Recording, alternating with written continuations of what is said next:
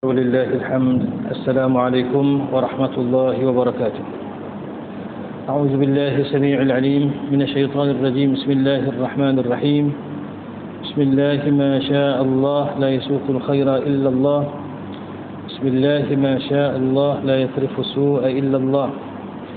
بسم الله ما شاء الله ما كان من نعمة فمن الله. بسم الله ما شاء الله لا حول ولا قوة إلا بالله. بسم الله ولا استعانة إلا به. والحمد لله ولا ثناء إلا عليه. والصلاة والسلام على رحمة الله للعالمين ومسك الختام لسائر الأنبياء والمرسلين سيدنا ومولانا محمد الأمين وعلى آله وصحبه ومن سار على نهجه واتبع هداه إلى يوم الدين. أما بعد فإن أصدق الحديث كتاب الله وخير الهدي هدي محمد هدي سيدنا محمد صلى الله عليه وسلم وشر الأمور محدثاتها وكل محدثة بدعة وكل بدعة ضلالة وكل ضلالة في النار. فنقول اللهم أجرنا من النار ونقول اللهم اجعلنا من الذين يستمعون القول فيتبعون أحسنه. اللهم اهدنا واهد بنا واجعلنا سببا وسبيلا لمن اهتدى واقدر لنا ولهذه الأمة المحمدية الخيرة الخير حيث كان وأينما كانوا فإنك تقدر ونحن لا نقدر وإنك على كل شيء قدير. فأنت تعلم ونحن لا نعلم وإنك أنت علام الغيوب. اللهم اجعلنا من الذين إذا أحسنوا استبشروا وإذا أساءوا استغفروا. بشرنا بإحسانك في الدنيا رؤيا سيدنا محمد صلى الله عليه وسلم ووفق لنا بجودك يوم القيامة لقيا سيدنا محمد صلى الله عليه وسلم. وارزقنا بعفوك يوم النشور شفاعة سيدنا محمد صلى الله عليه وسلم. واجعلنا جميعا وللحاضرين والغائبين من صالح أمتي سيدنا محمد صلى الله عليه وسلم. وصل اللهم يا ربنا صلاة جلال وسلم سلام جمال على حضرة حبيبك سيدنا محمد واغشه اللهم بنورك كما غشيته سحابة تجليات فنظر إلى وجهك الكريم وبحقيقة الحقائق كلم مولاه العظيم الذي أعاذه من كل سوء. اللهم فرج كربنا كما وعدت أمن يجيب المضطر إذا دعاه ويكشف السوء وعلى آله وصحبه آمين. اللهم آمين يا كريم. Alhamdulillah summa alhamdulillah wa syukrulillah. Pujian dan syukur hadrat Allah Subhanahu wa taala dengan limpah kurniaan hidayah dan taufik daripada Allah, berkat inayah dan riayah daripada Allah Subhanahu wa taala. Pada malam ini kita berkesempatan untuk berada bersama dalam perhimpunan ini. Mudah-mudahan ini perhimpunan yang baik dan disaksikan dengan kebaikan di sisi Allah Subhanahu wa taala insya-Allah. Mudah-mudahan perhimpunan kita pada malam ini dan majlis kita pada malam ini adalah majlis yang mendapat limpahan rahmat daripada Allah Subhanahu wa taala dan juga curahan sakinah ketenangan daripada Allah, mendapat doa istighfar daripada kalangan para malaikatillah dan juga tersenarai daripada kalangan hamba-hamba Allah yang Allah restu dan Allah redha kepada mereka. Mudah-mudahan kita tidak terkecuali daripada golongan itu insya-Allah. Allahumma amin ya karim.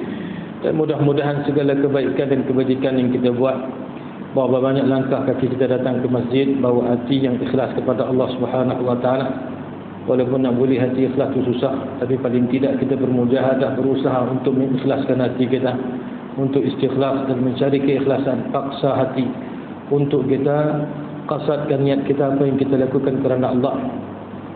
Apa saja kebaikan dan kebajikan yang kita buat, sama ada kerja yang berupa dunia sekalipun, tapi kalau kerja itu bermanfaat, ada kebaikan untuk kita dan untuk orang lain, maka itu ada nilai kebaikan dan kebajikannya di sisi Allah Subhanahu wa taala. Cukuplah dengan sebuah hadis Nabi sallallahu alaihi wasallam yang saya ingat selalu kita baca dan kita perdengarkan. Nabi sallallahu alaihi wasallam bersabda, "Fima ma'ana la tahtaqiranna min al-ma'ruf syai'an walau an talqa akhaka biwajhin tariq." Jangan kamu mempersendak-sendakan atau memperkecil-kecilkan kebajikan walaupun hanya sekadar kamu melemparkan senyuman dan muka yang ceria di hadapan saudaramu. Maka melemparkan senyuman itu memberikan manfaat.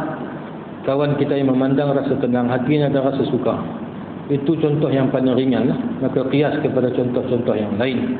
Apa yang kita buat dalam imarah masjid, yang kita berikan perkhidmatan ataupun kita berikan keselesaan pada jamaah, sama ada dengan peralatan yang ada di masjid dan sebagainya, kalau dilakukan tukar ganti dan sebagainya dengan niat yang betul, melalui saluran yang betul, dan juga untuk manfaat semua, bukan peribadi, maka mudah-mudahan itu termasuk daripada kebajikan yang diterima di sisi Allah. Seperti yang kita baca dan kita dengar tadi dalam firman Allah, "Faman ya'mal mithqala dzarratin khairan yarah." Buat kebajikan walaupun sebesar zarrah, itu ada nilainya. Jadi kalau kita buat benda yang baik untuk manfaat ataupun masalah umum, tak kiralah peralatan masjid ke apa-apa, hatta di rumah kita pun, kalau kita tukar peralatan untuk khidmat kepada keluarga, memberikan keselesaan supaya bertambah syukur kita pada Allah dan selesa untuk meneruskan kehidupan kerana Allah, maka semua itu ada nilai kebajikan di sisi Allah mudah-mudahan, dan tidak ada pertikaian ataupun perkara-perkara yang boleh menimbulkan pertikaian dan perselisihan. Mudah-mudahan apa benda yang kita buat daripada kebaikan. Pertama, yang tak lari daripada jalan syariat. Yang kedua, kita buat kerana Allah, maka mudah-mudahan itu termasuk daripada ahsanu amalan, termasuk daripada amal kebaikan ataupun amal kebajikan yang mudah-mudahan diterima di sisi Allah Subhanahu wa taala, insya-Allah. Sambung sikit lagi insya-Allah kita sementara menunggu masuknya salat fardu Isya. Itu kita berpandukan kepada kitab Bisyaratul Amilin wa Nazaratul Ghafilin yang dikarang oleh tuan guru kita ini, Syekh Al-Allamah Syekh Ahmad bin Muhammad Zain bin Mustafa bin Muhammad Al-Fatani rahmatullahi alaihi wa ridwanuhu, wa nafa'ana Allah bi'ulumihi wa bi'asrarihi wa bi'anwarihi wa bihi fid darain amin. كما نسأله سبحانه أن يمن علينا بكل خير وبركات ببركة مشايخنا وأئمتنا جميعا سلفا وخلفا في الدارين آمين. Kita masih lagi pada perbicaraan lanjut perbahasan daripada bab yang pertama, al-babul awwalu fi fadli salawati wa fadli jama'ati fiha wa 'uqubati tarikiha. Itu bab yang membicarakan tentang kelebihan salat dan juga kelebihan salat berjamaah serta akibat bagi mereka yang meninggalkan salat, na'udzubillah min dzalik. Itu tajuk bab kita yang kita nak sambung malam ni insya-Allah. Itu pada muka surat 12. Pada muka surat 12 bagi kitab yang bercetak Jawi, muka surat 12, itu baris yang ke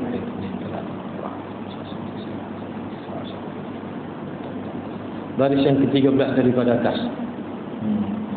Muka surat 13 kira daripada atas, baris yang ke-13, dan bersabda Rasulullah sallallahu alaihi wasallam situ.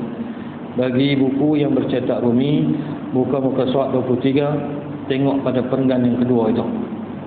Muka surat 23 perenggan yang kedua.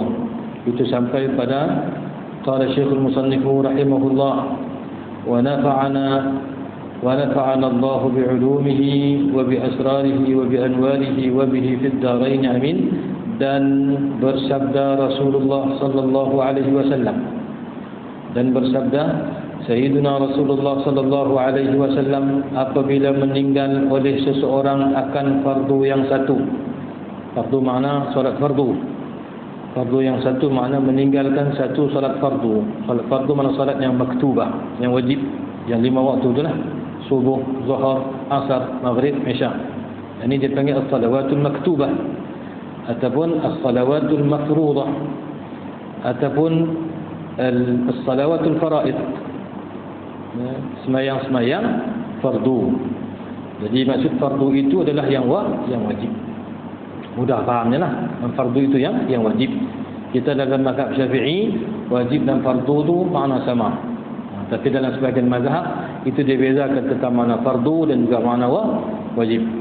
Jadi apabila meninggalkan oleh seseorang akan fardu yang satu, yakni satu daripada salat fardu yang 5 itu, hal keadaan seseorang yang meninggalkan satu fardu itu sengaja ni makna saja, tinggal tidak ada apa-apa keuzuran yang menghalangnya daripada dia mendirikan salat. Bahkan meninggalkan salat ini tidak ada keuzuran yang lagi akalnya sempurna. Seorang yang cukup umur akalnya sempurna, maka wajib, tidak lekang dia daripada kewajipan, tidak tertanggal daripada dia kewajipan untuk mendirikan salat. Tapi kadang-kadang ada perkara-perkara yang menghalang, contoh terlupa, tak sengaja, terlupa sungguh, bukan buat-buat lupa, ataupun tertidur. Ini termasuk daripada keuzuran yang dimaafkan, tetapi wajib juga dia qada balik apa yang ditinggalkan. Makna kefarduan salat ini adalah satu ibadat yang tidak tertanggal daripada seseorang yang mukallaf. Lagi tak gila, lagi hidup-hidup, dia kena semayang. Macam mana semayang? Kalau dia tak boleh semayang berdiri, duduk. Tak boleh duduk berbaring melentang, tak boleh bergerak, semua anggota badan habis, berkutingan mata saja, duduk kejit-kejit, maka semayang juga mesti tak tertanggal daripada dia. Bahkan kita dah sebut banyak kali kan, saya untuk selit-selit banyak kali, hatta dalam peperangan. Dalam peperangan ni bukan waktu aman, itu dia panggil waktu al-khawf, waktu ketika mana kita tidak aman, terdedah kepada bahaya, takut. Takut ni makna terdedah kepada bahaya dan ancaman. Itu pun kita baca dalam hadis Nabi sallallahu alaihi wasallam bagaimana baginda Rasulullah sallallahu alaihi wasallam mendirikan salat, bahkan mendirikan salat berjamaah. Sebab itu ada syariat salatul khauf, sembahyang dalam keadaan tidak aman. Jadi kalau dalam peperangan terdedah kepada mudarat hilang nyawa kerana berdilan ataupun senjata musuh, masih lagi tidak tertanggal daripada kewajipan salat, cuba tanya diri kita masing-masing, macam mana manusia yang saja-saja meninggalkan salat? Adakah ada jawapan bagi dia untuk dia jawab di hadapan Allah Subhanahu wa taala? Maka orang yang meninggalkan salat dengan sengaja, perkataan sengaja itu makna tidak ada keuzuran yang menghalang dia daripada dia mendirikan salat. Dia tak lupa dan dia tidak tertidur, memang saja-saja tinggal. Apa akibat yang dia akan dapat? Apabila meninggal oleh seseorang akan fardu yang satu hal keadaannya, keadaan orang meninggalkan itu sengaja, nescaya disuratkan namanya di atas pintu neraka. Si anu tak dapat tiada daripada masuknya akan neraka. Sekali meninggalkan salat yang fardu, maka dicatat namanya di atas pintu neraka. Dan ini bukan benda yang mami, ini ancaman keras. Sebab itu kata para ulama, di antara jenayah yang besar yang dilakukan oleh seorang hamba adalah meninggalkan salat. Tarkus salati jarimatun kabira. Meninggalkan salat itu satu jenayah yang berat. Satu jenayah yang berat. Walaupun dia tak termasuk dalam hukum hudud semua tu, tak termasuk dalam itu. Tapi kalau dia menafikan, itu contoh dia lah. Kalau dia menafikan, memang jatuh kufur. Jatuh kufur. Walaupun tak termasuk dalam senarai jenayah-jenayah itu, tetapi dia termasuk daripada dosa besar, bahkan yang terlebih besar lepas daripada syirik kepada Allah Subhanahu wa taala. Antara banyak dosa besar lepas syirik ni. Antara dosa besar lepas syirik adalah meninggalkan salat. Nauzubillah min dzalik. Sekali tinggal satu fardu, maka disuratkan. Disurat makna ditulis namanya itu di atas pintu neraka. Disuratkan namanya makna dituliskan namanya di atas pintu neraka. Kalau tak tulis pun Allah Ta'ala cam. Jangan ada yang buruk pula. Dia kata kalau Allah Ta'ala tak tulis, Allah tak ingat takut lah, buat lupa nak. Allah la ta'khudhuhu sinatun wala naum. Allah tak mengantuk, Allah tak tidur, dan Allah tak lupa. Semua sifat-sifat tercela dan sifat-sifat lemah itu adalah ternafi pada Allah. Allah tidak ada sifat-sifat kekurangan pada Allah. Jadi jangan kita bersenang. Kita kata pasal apa kena tulis. Allah Ta'ala lupa lah. Anak ingat ramai tu suruh tulis. Allah Ta'ala cipta malaikat bukan sebab Allah lemah, tidak mampu untuk tadbir. Tidak. Allah Ta'ala cipta neraka bukan sebab Allah Ta'ala tak boleh nak seksa, melainkan neraka. Kita jangan faham kata Allah berhajat kepada neraka untuk menghukum hamba-hambanya. Tak boleh fikir begitu. Tak boleh beriktikad lagu tu. Kalau kita i'tikad Allah perlu kepada neraka untuk Allah jatuh hukum kepada hamba-hambanya, makna masih lagi ada makna kekurangan pada Allah. Habis itu Allah buat apa? Allah buat kerana hikmah yang Allah Ta'ala kehendaki. Pasal Allah buat, pasal Allah nak buat. Kenapa Allah buat neraka? Kerana Allah Subhanahu wa taala menentukan apa yang Allah Ta'ala tentu, dan Allah buat apa yang Allah buat. Dan sebahagian daripada hikmahnya adalah Allah menzahirkan kehebatan, kekayaan dan kekuasaan Allah Subhanahu wa taala. Jadi orang yang meninggalkan solat walaupun satu fardu solat ditinggal, mana di surat dan dicatat namanya di atas pintu neraka, apa ditulis? Ditulis si anu tak dapat tiada. Tak dapat tiada ni makna apa? Mesti.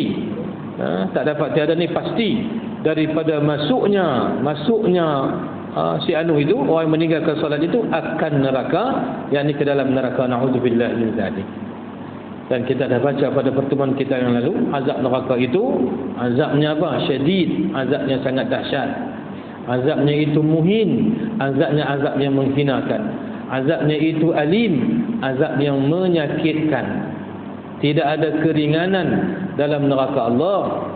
Cuba ingat balik apa yang Tok Guru duk baca kat kita hadis Nabi SAW tentang seorang lelaki yang diseksa dalam neraka, iaitu diletak dua ketui bara api di bawah telapak kakinya, lalu menggelegak otak di kepalanya, lalu dia meraung kesakitan sambil meraung mengatakan, akulah orang yang paling dahsyat, akulah yang paling teruk kena seksa dalam neraka ini.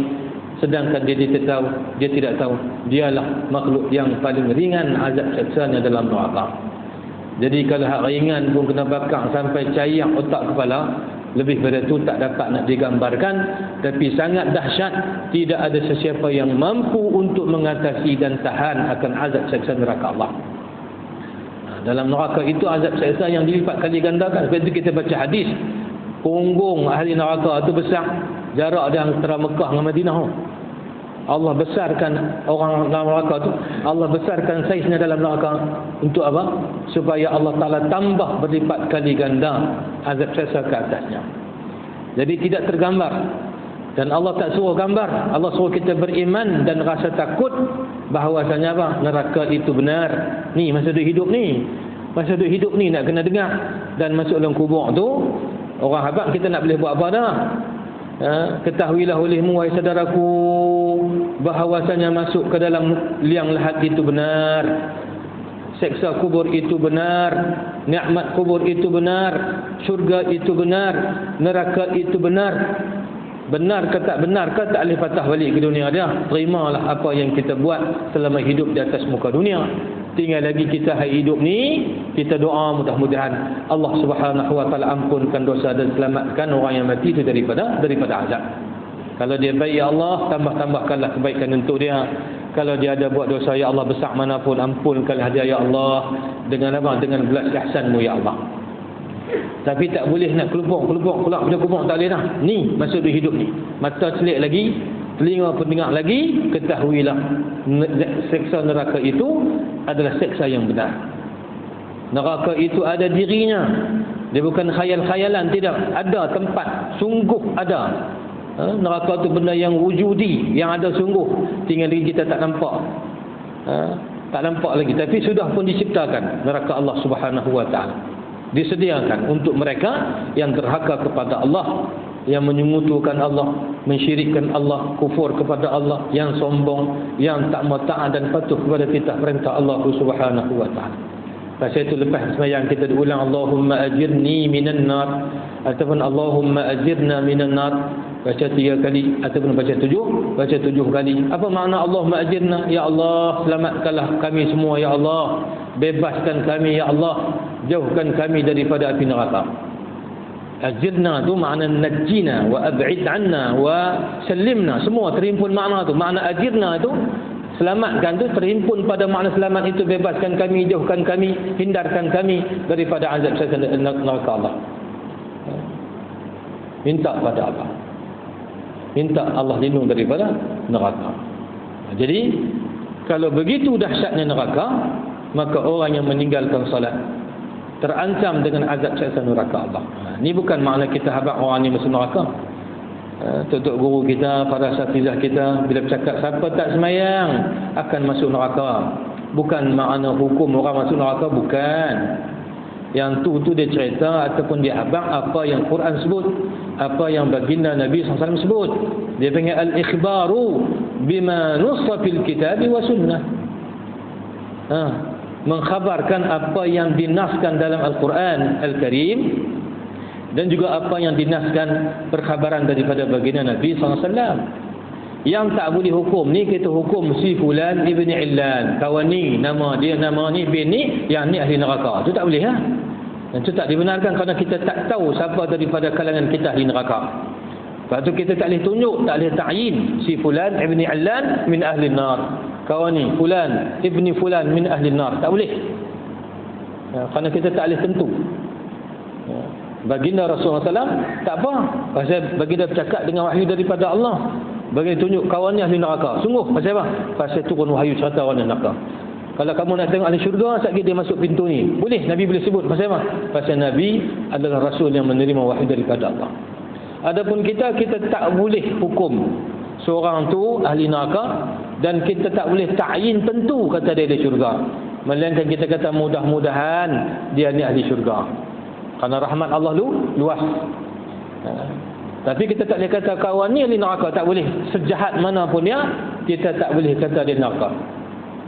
Kalaupun dia tidak Islam, kita boleh kata orang hak yang tak Islam, ancaman Allah itu apa? Dalam neraka. Tapi nak tunjuk muka dia tu, kita tak tahu dia mati lagu mana.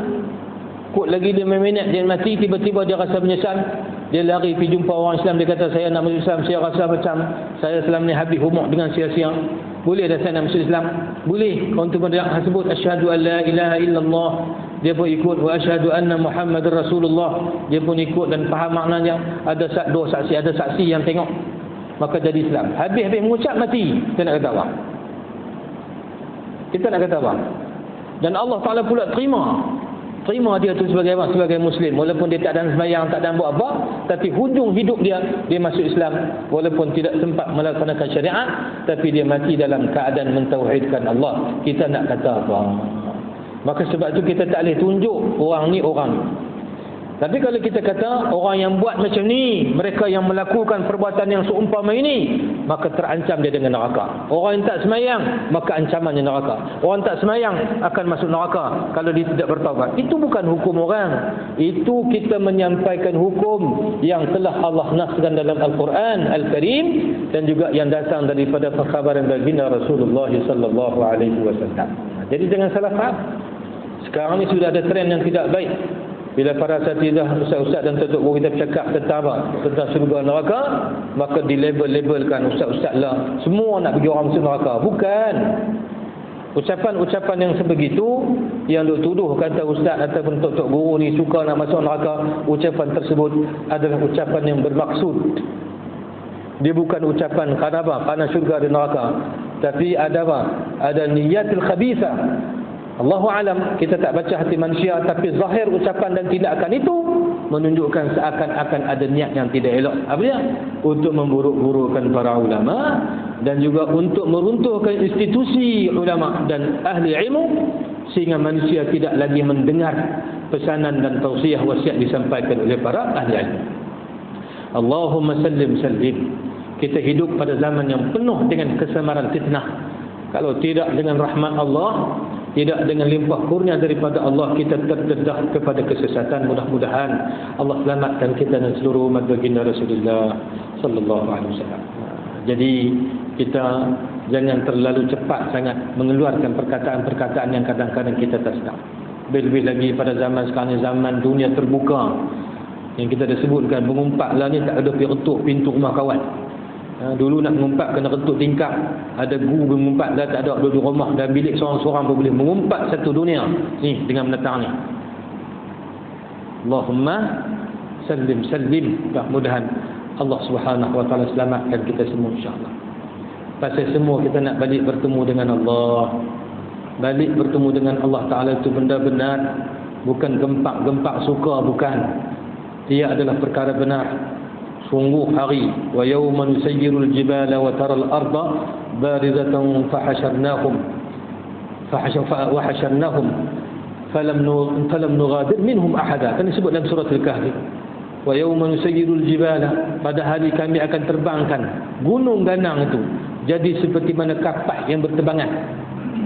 Nusayyirul jibal, Allah Subhanahu wa taala hancurkan dan Allah terbangkan hancur segala bukit bukau dan gunungan. Wa taral arda barizatan, kamu akan nampak permukaan bumi ni lapang, tak ada lagi sungai, tak ada lagi apa lekuk-lekuk bukit pun tak ada lereng-lereng bukit, nampak lekau sana lapang. Itu pada hari Allah Subhanahu wa taala himpunkan kita di mahsyar. Kemudian wa hasyarnahum falam nughadir minhum ahada, kami akan bangkitkan semua manusia dan seorang pun tak akan kami lepaskan daripada hari kebangkitan dan juga hari perhimpunan itu. Semua kita nak patah balik bertemu dengan Allah. Penuh dalam diri lah. Agama ni kasih pada kita. Allah sayang kat kita, pasal tu Allah bagi ingat. Nabi kasih kat kita, sebab tu Nabi pesan sampai akhir nyawa Nabi pesan berkenaan dengan apa? Supaya kita jangan kita tinggalkan apa yang Allah syariatkan, termasuklah solat. As-salah ini termasuk daripada pesanan akhir yang Nabi pesan sebelum Nabi menghembus ke Nabi terakhir. Antara pesan-pesan ialah berkaitan dengan solat. Pasal apa Nabi pesan? Kerana Nabi kasih pada kita. Pasal apa Allah datangkan peringatan? Pasal Allah kasih pada kita. Pasal apa agama ambil berat pada kita? Sebab agama kasih, bukan agama nak kutuk kita, bukan agama nak hina dan menyebuk kita, tidak. Agama nak supaya kita dapat kebahagiaan dunia dan juga akhirat. Supaya apa yang kita doa dalam doa kita, Rabbana atina fid dunya hasanah wa fil akhirati hasanatan wa qina azabannar, itu sungguh bukan hanya doa yang kita minta, tapi sungguh kita terjemahkan dalam kehidupan kita. Maka kata tadi, baginda bersabda, siapa-siapa yang tinggalkan satu solat fardu, maka ditulis namanya atas pintu neraka. Tidak kawan ni, si anu ni, yakni kawan ini ataupun orang ini masuki akan neraka. Na'udzubillah min dzalik. Bila dengar neraka, sunat kita doa, sebutlah ma'azallah, ya Allah selamat. Kalau Melayu kita apa? Selamatkanlah ya Allah, minta simpang jauh ya Allah, wal iyadu billah, ma'azallah, Iyazan billah. Itu semua lapan-lapan minta lindung. Kalau luar semayang ni tak apalah, Melayu pun tak apalah, dengar neraka ya Allah, minta simpang jauh ya Allah. Tapi kalau dalam semayang tak boleh lah. Cik Imam baca neraka, dia kata minta simpang lah ya Allah, malaikat 44 batas semayang. Dia cakap Melayu. Tapi kalau luar semayang tak apa, doa Melayu pun tak apa, dengar neraka minta simpang ya Allah, minta jauh ya Allah. Allahumma hafazna min kulli makruh, ya Allah peliharalah kami daripada segala perkara buruk, wa afina min kulli su', selamatkan kami daripada perkara yang keburukan, perkara yang musibah ataupun yang tak elok. Lagi, dan riwayat daripada Ibni Abbas, yakni Sayyidina Abdullah bin Abbas radhiyallahu ta'ala anhuma. Kerap kita jumpa nama sahabat Nabi yang terkenal ini, iaitu sepupu kepada baginda Nabi sallallahu alaihi wasallam, anak kepada Sayyidina Al-Abbas. Al-Abbas bin Abdul Muttalib adalah pak belakang Nabi. Salah seorang daripada anak Al-Abbas, anak Sayyidina Al-Abbas adalah Abdullah. Maka disebut Abdullah ibnu Abbas. Ataupun masyhur dalam riwayat disebut Ibnu Abbas, anak kepada Al-Abbas. Ingatlah bila jumpa nama Ibnu Abbas, itu maknanya apa? Sayyiduna Abdullah ibnu Al-Abbas radhiyallahu ta'ala. Pun kita sebut dah dulu, ulang balik supaya kita tak lupa, beliau merupakan antara fuqaha as-sahabah atau ulama as-sahabah, antara ulama daripada kalangan para sahabat. Abdullah bin Abbas diberikan gelaran Al-Habrul Ummah ataupun Bahrul Ummah, dakwat ataupun lautan umat. Kenapa? Kerana melaut ilmu yang Allah kurniakan kepada beliau berkat doa Nabi SAW, Allahumma faqihhu fid din wa 'allimhu ta'wil. Ya Allah, ajarkanlah kepada anak ini kefaqihan, reti dalam agama, dan juga ilmu ta'wil, yakni ilmu tafsir. Beliau juga termasuk daripada 7 orang sahabat yang banyak meriwayatkan hadis, yang pun kita ulang sebut 3-4 kali dah sebelum ini. Al-mukthiruna fi riwayatil athar wal mukthiruna fi riwayatil athar, Abu Hurairah yalihi Ibnu Umar wa Anas wal bahru kal Khudri wa Jabir wa zaujatun Nabi. Wal bahru itu makna Sayyidina Abdullah bin Abbas, salah seorang pada itu 7 sahabat yang banyak meriwayatkan hadis Nabi sallallahu alaihi wasallam. Daripada Ibnu Abbas, daripada Ibni Abbas radhiyallahu ta'ala anhuma, katanya sabda baginda Rasulullah sallallahu alaihi wasallam, sabda baginda Rasulullah sallallahu alaihi wasallam, kata olehmu, Nabi suruh kita kata ni makna doa lah, kata atas jalan doa, kata olehmu makna berdoalah dengan doa ini. Apa dia? kata olehmu, hai Tuhan kami, jangan engkau tinggal pada kami akan orang yang celaka dan orang yang mahrum. Jangan engkau tinggalkan kami. Allahumma la tada' fina, ya Allah, jangan engkau tinggalkan pada kami orang yang apa? Syaqiyan, orang yang celaka, atau mahruman, orang yang mahrum. Apa makna yang celaka, yang mahrum itu? Itu termasuk daripada doa yang ma'thur. Allahumma la tada' fina syaqiyan wala mahruma. Ya Allah, jangan engkau tinggalkan pada kami orang yang celaka dan juga orang yang mahrum. Nabi suruh kita sebut, bahkan Nabi ajar para sahabat berdoa dengan doa itu. Walaupun ajak para sahabat, makna ajak kita jugalah. Ajak kita juga, apa yang Nabi pesan kat sahabat itu sebenarnya sampai pesanan itu kepada umat, termasuk juga kita. Jadi Nabi ajak, jangan engkau, ya Allah ya Tuhan kami, jangan engkau tinggal pada kami akan orang yang celaka, syaqiyan, dan orang yang mahruman. Kemudian maka bersabdanya, yakni baginda Nabi SAW, adakah ketahui kamu siapa yang celaka, yang mahrum? Nabi tanya pula, kamu tahu tak siapa yang dimaksudkan dengan yang celaka dan juga yang mahrum itu? Sahut mereka itu siapa? Yakni para sahabat radhiyallahu anhum ajma'in. Tiada, hai Rasulullah. Tiada, mana kami tak tahu ya Rasulullah. Sahabat ni bila Nabi tanya, mereka kata Allah wa rasuluhu a'lam. Hanya Allah dan Rasul yang sebenar mengetahui. Kami ni tak tahu apa, melainkan apa yang Allah habaq dan apa yang baginda Rasulullah sallallahu alaihi wasallam bagi tahu pada kami. Itu adab dengan apa? Dengan tok guru, adab dengan Rasulullah. Adab dengan Rasulullah. Tapi kalau orang tanya apa kita jawab, tanyalah, jawablah. Lagi dia tanya nama, jangan Allah wa Rasul a'lam pula. Dia nama apa dah? Allah wa Rasul a'lam. Kata betul ingat pula dah. Orang tanya nama, abang nama lah. Tanya umur, kalau perlu abang, kalau tak perlu tak payah abang. Kerana abang umur ni makruh. Makruh aqbil ala sya'nik. Mana tak apalah, kamu teruskan urusan kamu lah. Maksudnya kita rahsiakan umur. Tapi kalau temu duga orang tanya umur berapa, abang lah. Ataupun diisi borang kan, tanya umur berapa, dia kata rahsia, makruh tanya. Tak boleh lah, tuan isi borang, tulislah umur. Tapi kalau saja-saja tanya, mengkhabarkan umur itu termasuk daripada perkara yang dimakruhkan. Pasal apa? Karena kalau kita habaq, kalau kita lebih tua pada dia akan segan dengan kita. Kalau kita muda pada dia, kadang-kadang dia apa? Barangkali dia akan hilang hormat sikit pada kita. Jadi baik, Nabi tanya, kamu tahu tak apa makna syaqi, apa makna celaka dan mahrum itu? Sahabat dengan penuh adab mengatakan, tidak kami tahu ya Rasulullah. Tiada, hai ya Rasulullah. Hai itu makna ya lah. Tiada, hai itu makna tiada, wahai Rasulullah SAW. Tiada itu makna tiada tahu. Sabdanya, yakni sabdanya siapa? Sabda baginda Rasulullah SAW, yang celaka lagi mahrum itu orang yang meninggalkan sembahyang.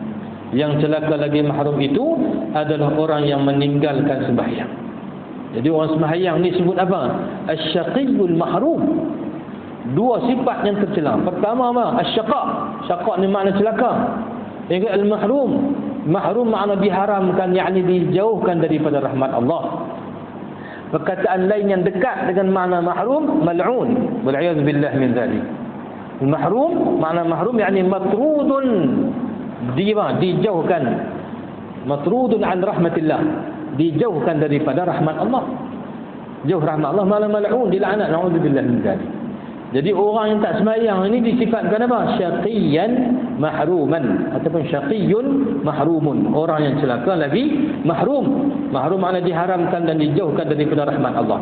Jadi Nabi beritahu yang dikatakan apa makna syaqi dan mahrum itu. Yang celaka lagi mahrum itu orang yang meninggalkan sembahyang, naudzubillah. Kenapa? Kerana bahawasanya tiada habuan baginya pada Islam. Kerana orang tinggal sembahyang ni tiada habuan Islam. Makna tidak ada nilai Islam pada dirinya. Yang ni kita sebut tadi kan. Tinggal sembahyang ni kalau dia tinggal kerana segan, dia tak sampailah murtad, tapi dia fasik kerana tinggal sembahyang tu dosa besar. Tapi kalau dia ingkar, maka terkeluar daripada agama, jadi murtad. Walaupun begitu, ada pendapat daripada kalangan para sahabat, Sayyidina Umar Al-Khattab radhiyallahu ta'ala dan beberapa sahabat Nabi yang mengatakan dia siapa-siapa yang meninggalkan sembahyang, man taraka salata muta'ammidan faqad kafar. Yang meninggalkan salat dengan sengaja maka jadi kufur. Jadi para ulama menghimpunkan riwayat-riwayat, maka membuat kesimpulan mengatakan kalau dia tinggal itu bukan ingkar, tinggal kerana segan kono ni kalau kono ni, maka jadi fasik. Tapi kalau dia tinggal kerana mengingkari kefarduan atau kewajiban salat, maka jadi kufur. Walaupun fasik, makna apa? Makna cacat Islam dia, tak sempurna. Kerana rukun Islam yang 5 itu, hak kita doakan itu lepas mengucap 2 kalimah syahadah, mendirikan salat sehari 9 5 waktu. Jadi kalau sembahyang yang patut 5 tinggal 4, yang patut 5 tinggal 3, tinggal 2, tinggal 1, maka hilang kesempurnaan pada apa? Hilang kesempurnaan pada nilai Islam pada diri seseorang. Maka sebab itu orang tinggalkan sembahyang itu dinamakan dengan syaqi, yang celaka, na'udzubillah, mahrum, yang dijauhi daripada rahmat Allah Subhanahu wa taala. Pasal apa? Pasal tak ada baginya habuan, tak ada baginya bahagian pada Islam. Habis hadis tu. Lagi satu. Dan bersabda baginda Nabi sallallahu alaihi wasallam, orang yang meninggalkan akan sembahyang atas sihatnya. Sihat tak sakit apa? Saja tak sembahyang. Meninggal akan sembahyang atas sihatnya itu tiada menerima Allah akan tauhidnya. Dia saja-saja tak sembahyang. Kalau dia sakit telena ke apa, ada keuzuran telena, sakit kuat sampai dia pengsan contoh dia, ataupun ubat dia kuat sampai dia telena, celik-celik tanya, pukul berapa dah? Dia bang, pukul 6 dah ya. Pukul 6? Tadi dia bubuh ubat berapa? Dia bubuh tadi pukul 12.30. Oh, ayah tak sembahyang lagi ni. Itu cerita lain lah. Pasal dia sakit. Dia terlupa, dia tak sedar. Tapi kalau dia sihat elok, badan tembun elok, tapi peninggalan sembahyang, tak ada sakit apa, tinggal sembahyang atas sihatnya, makna dalam keadaan dia sihat. Tiada menerima akan Allah tauhidnya, Allah tak terima pengucapan apa? Penyaksian tauhidnya, la ilaha illallah, mengucapnya itu tidak diterima di sisi Allah. Dan tiada amanahnya, dan tiada apa tu?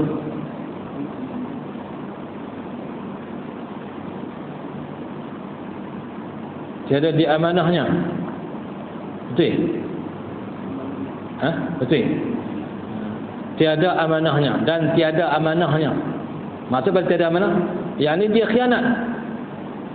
Dia telah mengkhianati janjinya dengan Allah Subhanahu wa taala. Orang yang tak sembahyang ni, pertama Allah tak terima tauhidnya. Yang ni pun perbahasan kalau kita urai panjang bab tadi, kembali kepada bab kalau dia tak sembahyang tu kerana dia ingkar, memang terkeluar daripada Islam lah. Tapi kalau dia tak ingkar, dia saja tinggal, tiada diterima tauhidnya walaupun di Islam, tapi dia tidak diterima di sisi Allah. Isu sekarang bukan isu kapiang ke tak kapiang. Kalau tak kapiang sekalipun, Allah tak terima dia. Bahkan Allah tak pandang dia nanti di akhirat. Itu makna apa? Allah tiada menerima tauhidnya.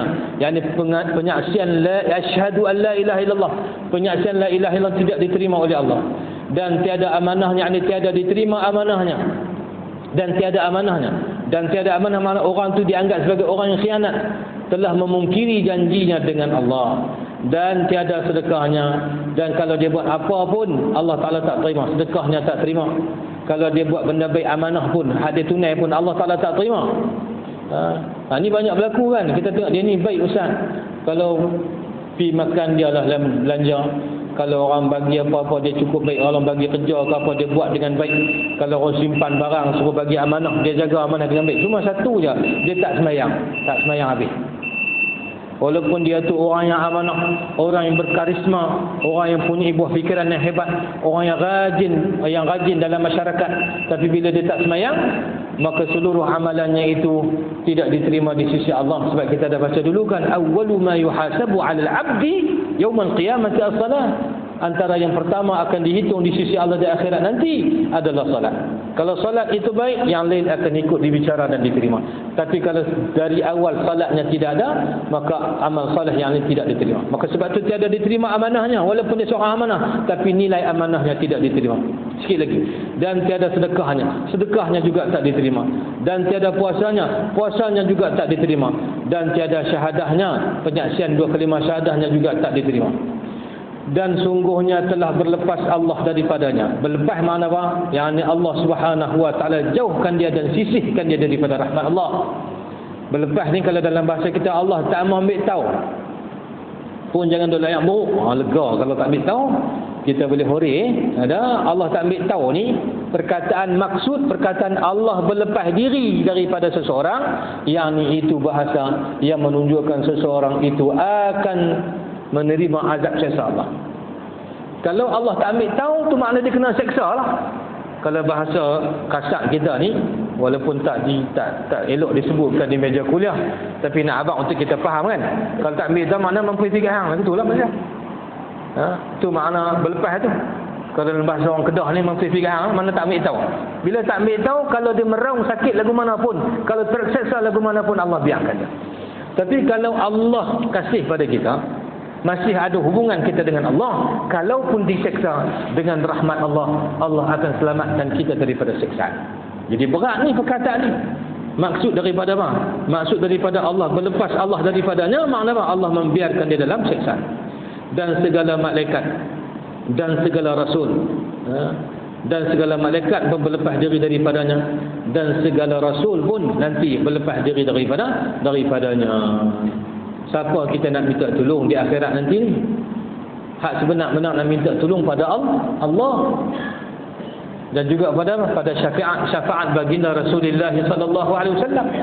Tapi kalau Allah pun tak pandang kita, Rasul pun tak ambil tentang kita, itu bererti seseorang itu akan terdedah kepada azab seksa nanti di akhirat. Na'udzubillah min dzalik. Jadi kesimpulannya, hak kita baca pada malam ini tak habis lagi ni, panjang lagi cerita. Malam ni pun sama seperti mana kita baca pada pertemuan yang lalu, itu ancaman keras terhadap mereka yang meninggalkan solat. Yang pertama tadi, namanya disurat, dicatat di pintu neraka, tak dapat tiada, nanti akan dicampak masuk dalam neraka. Na'udzubillah. Yang kedua, orang tak semayang ni Allah tak terima tauhidnya, Allah tak terima amanahnya, Allah tak terima sedekahnya, Allah tak terima kebajikannya. Bahkan lebih dahsyat, Allah berlepas diri daripada dia. Maksud Allah membiarkan dia dalam siksaan dan dalam kecelakaan. Begitu juga para malaikat. Bila Allah tak ambil tahu, takkan malaikat nak ambil tahu. Malaikat makhluk yang taat pada Allah. Kalau Allah benci, maka malaikat akan benci, dan Rasul juga akan benci. Jadi dahsyat. Mudah-mudahan Allah Subhanahu wa taala jadikan kita dan anak cucu kita, anak menantu kita daripada kalangan mereka yang menjaga salat, insya-Allah. Kemudian, dan bersabda Rasulullah sallallahu alaihi wasallam, wallahu subhanahu wa taala alam. Insyaallah kita sambung pula pada pertemuan yang akan datang biidznillah. Wa sallallahu ala sayyidina Muhammadin wa ala alihi wa sahbihi wa baraka wa sallam. Allahumma innana nahmaduka ala kulli hal wa na'udzu bika min hal ahli an-nar. Allahumma anfa'na bima 'allamtana wa 'allimna ma yanfa'una warzuqna 'ilman yanfa'una wa zidna 'ilma ya rabbal alamin. اللهم اجعلنا من الذين يستمعون القول فيتبعون احسنه. اللهم اجعلنا من المصلين. اللهم اجعلنا من المصلين واجعلنا من الذين يحافظون على الصلوات يا رب العالمين. اكرمنا يا ربنا بتقواك وارحمنا بترك المعاصي ابدا ابدا. اللهم ربنا عليك توكلنا واليك انبنا واليك المصير. اللهم لا تدع فينا شقيا ولا محروما. اجعلنا كلنا يا الله للحاضرين والغائبين من السعداء المقبولين عندك يا رب العالمين بفضلك وكرمك يا ذا المن والإحسان يا ذا الجلال والإكرام. اللهم ربنا آتنا في الدنيا حسنة وفي الآخرة حسنة وقنا عذاب النار. وصلى الله على سيدنا محمد وعلى آله وصحبه أجمعين.